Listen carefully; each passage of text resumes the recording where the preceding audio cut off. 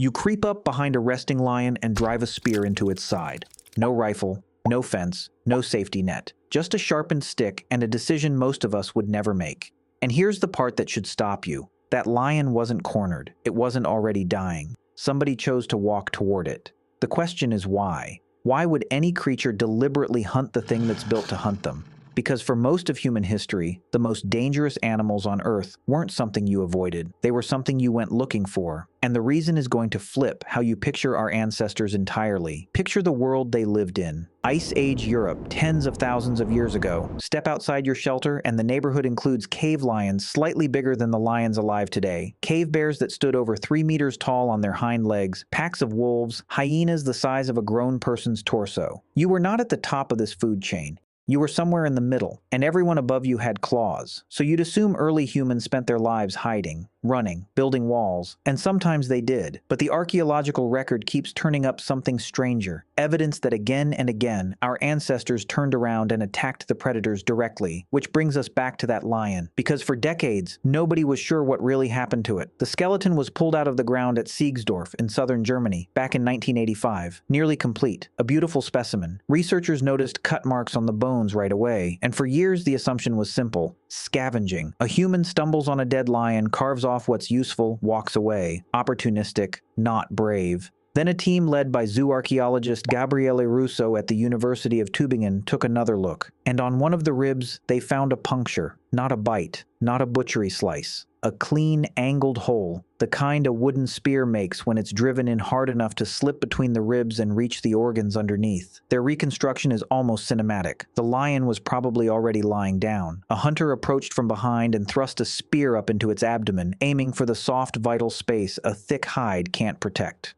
One of the archaeologists on the project put it bluntly: the mark couldn't be anything but damage from a spear. That single rib turned a scavenging story into something else. The oldest direct evidence we have of a human relative killing a large predator, anywhere, in the entire record. And the hunters who did it weren't even our species. They were Neanderthals. For a long time, the cartoon version of Neanderthals was the slow, dim-witted cousin who got outcompeted and faded away. That picture has been falling apart for years, and this lion is part of why. Planning an attack on an apex predator, choosing the angle, committing to it, that's not brute luck, that's strategy. The researchers argued Neanderthals may have been the first in our entire family tree to flip the relationship with predators from prey to hunter. But strategy only gets you so far when your target has teeth. So the obvious next question is the one that actually decides whether any of this is possible. What were they holding? For that, we go to a coal mine. In the 1990s, in Schöningen, Germany, archaeologists digging through an open-pit lignite mine found something that shouldn't have survived: wood, spears, complete ones, wooden hunting weapons preserved in waterlogged ground for hundreds of thousands of years, the oldest complete weapons ever found.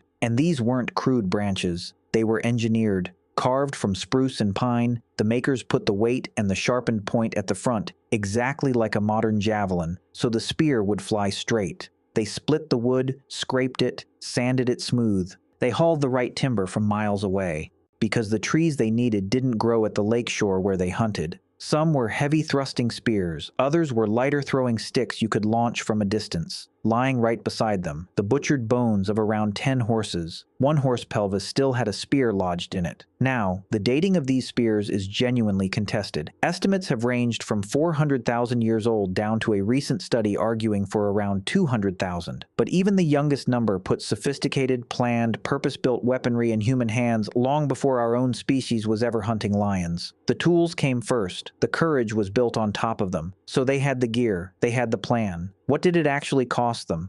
This is where the story stops being impressive and starts being painful. Back in the 1990s, two researchers noticed something odd about Neanderthal skeletons. The injuries, healed fractures, old trauma, clustered in a very specific place: the head, the neck, the upper body. And they realized they'd seen that exact pattern somewhere before, in a very modern group of people. Rodeo riders, People who, for a living, get thrown around by huge, panicking animals at close range. The implication was grim and vivid. If your only reliable weapon is a spear you have to jam into an animal by hand, then you have to get close. Close enough that when the bear or the bison or the horse explodes into motion, you're right there in the blast radius. One analysis found that essentially every reasonably complete Neanderthal skeleton over the age of 25 carried at least one healed broken bone. Now, scientists have since pushed back on the rodeo comparison.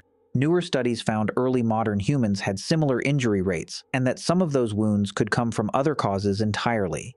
The clean, "they all got hurt wrestling megafauna" story is probably too simple. But strip away the debate, and one thing stays standing. These were bodies that had been broken and had healed over and over. They got hurt, they survived, and they went back out. That's not desperation. That's a species that had decided the danger was worth it, and nothing makes that clearer than the bears. The cave bear was a monster by any honest measure. Big males could weigh as much as 3/4 of a ton, half again the size of a modern grizzly. Fighting one head-on would be close to suicide, so they didn't fight fair.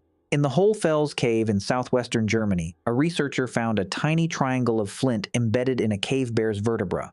The broken tip of a spear point snapped off inside the bone roughly 29,000 years ago. Hard, physical proof of a kill. And in caves in northern Italy, evidence points to Neanderthals timing their attacks for the cruelest, smartest possible moment. Late winter, when the bears staggered out of hibernation, starving, groggy, and weak. Some were exhausted females who'd just given birth in the den. There's even a skull from Siberia, a smaller cave bear, with a narrow hole punched through the back of it. One interpretation: it was speared while it slept. It sounds ruthless. It was also brilliant, because this is the secret hiding underneath the whole story. The best defense really was offense. Think about what a predator near your camp actually represents. It's not just a threat tonight. It's a threat every night. It knows where you sleep. It knows where your children are. A lion or a bear that learns humans are easy prey doesn't wander off. It comes back. So waiting passively, hoping it loses interest, is its own kind of gamble. And a bad one. Killing it solves the problem permanently, and it pays you on top of that. A dead cave lion is meat. It's a thick, warm hide for an ice age winter. It's claws and teeth and bone. And increasingly, the evidence says it was something more than that, because they didn't just eat these animals, they kept them. At another German cave, researchers found lion toe bones, phalanges, dated to around 190,000 years ago, with cut marks showing the paws had been carefully removed with the skin still attached. Think about what that means. You don't carve a pelt that way for food. You do it to keep the claws on the hide, to preserve the trophy. That is a hunter's instinct we'd recognize instantly today. The skin on the wall, the proof of what you faced and beat. 190,000 years ago, somebody felt that same pull. They looked at the most dangerous animal in their world, and instead of fear, they felt something closer to pride. That's the turn that gets me. We tend to imagine early humans as purely practical: eat, survive, repeat. But preserving a lion's paw isn't survival. It's a story they wanted to tell about themselves.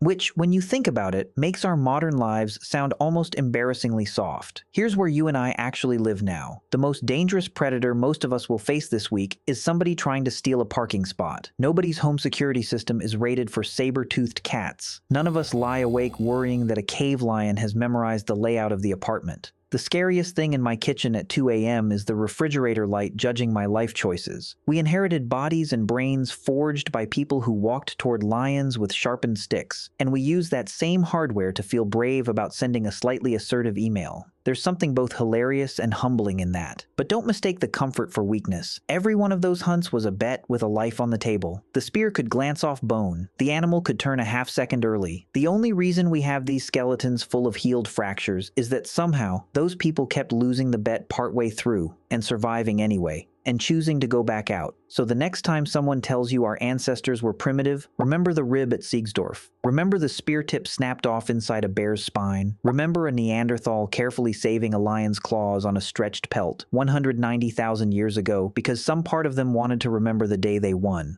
They didn't survive the Ice Age by hiding from the things with teeth. They survived by deciding again and again that they'd rather be the hunter. And that decision, that exact reckless, calculated, world-changing decision, is still sitting inside you right now. You just pointed at smaller things.